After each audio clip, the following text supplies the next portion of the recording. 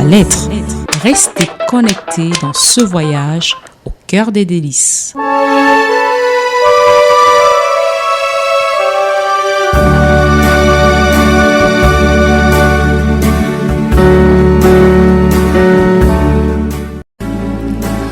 Ngaoundéré le 9 novembre 2013. Je remercie le grand Dieu à qui nous appartenons tous. Et surtout, je lui recommande ma vie car je suis une pauvre pécheresse. J'ai sacrifié ma vie à un homme par les liens du mariage. Et voici ce que je récolte.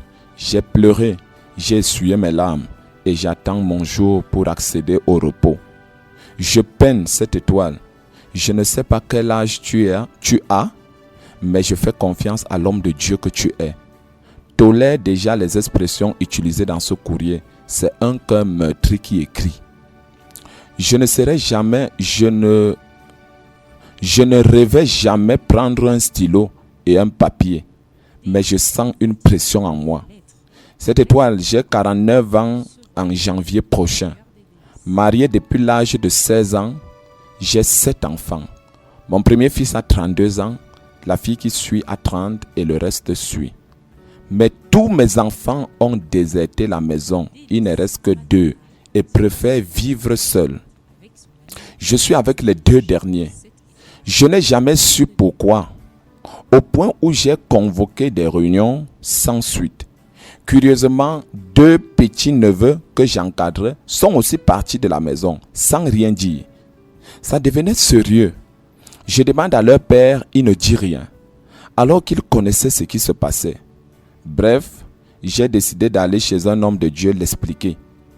Il m'a plongé dans un programme, c'était un prophète de Dieu.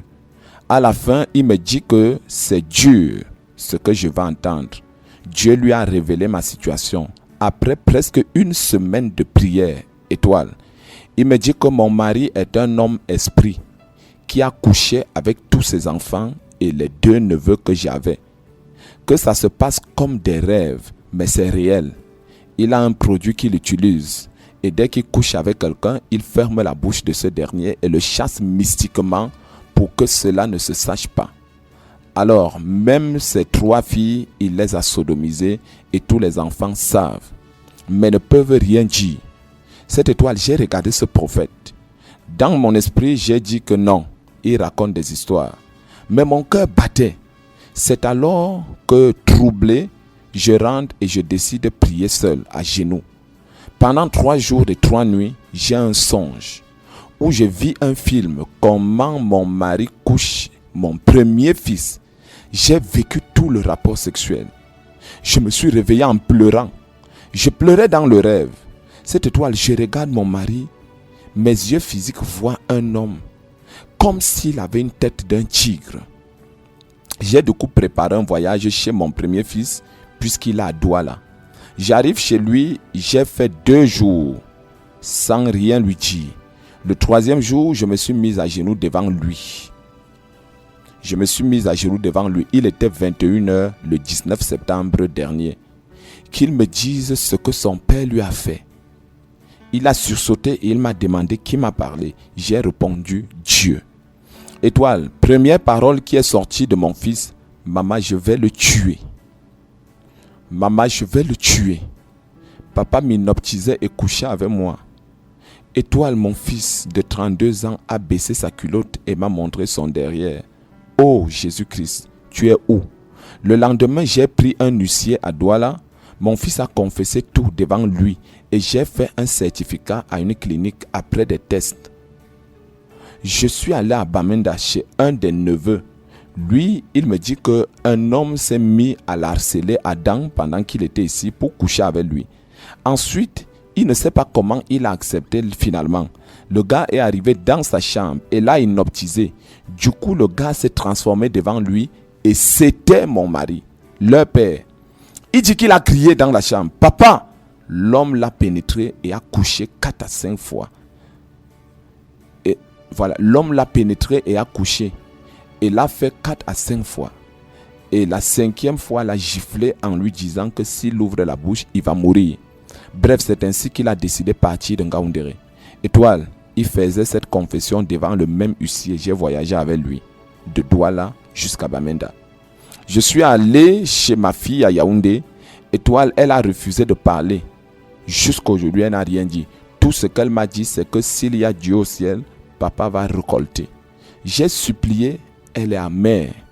Cette étoile du Seigneur, la mort ou la vie, tout m'est égal. Je suis revenu le 20 octobre. J'allais oublier. Je suis allé voir le troisième qui est un garçon qui lui est avec sa sœur à Yaoundé et habite chez ma petite sœur. Il s'est ouvert et m'a presque dit les mêmes choses. Je suis donc revenu. J'ai tous ces rapports. J'ai multiplié en 10 exemplaires. Surtout les lettres que j'ai demandé à mes enfants d'écrire, ajoutées au constat de l'huissier et les photos. Cette étoile, je boue au fond de moi. J'ai pensé d'abord remettre chaque exemplaire à nos 2 familles. Mais j'ai une tante qui est à Yaoundé au plein évangile. J'ai remis un exemplaire. J'ai donné un au prophète avec qui j'ai prié. Je ne vous ai pas remis parce que j'ai envoyé le courrier avec la fille de ménage. Je n'étais pas trop sûr.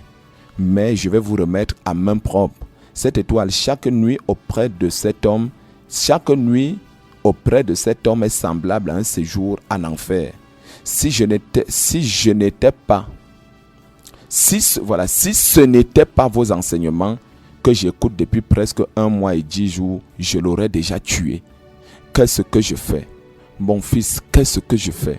Réponds-moi, qu'est-ce que je fais? Dois-je convoquer les 2 familles en décembre et payer leur transport? Je pense plus à ça. S'il est dans une secte, ne sont-ils pas déjà au courant? Ça fait 7 jours, je ne me suis pas lavé. Même manger, je suce uniquement les fruits. Je ne sais quoi faire. Je commence par où?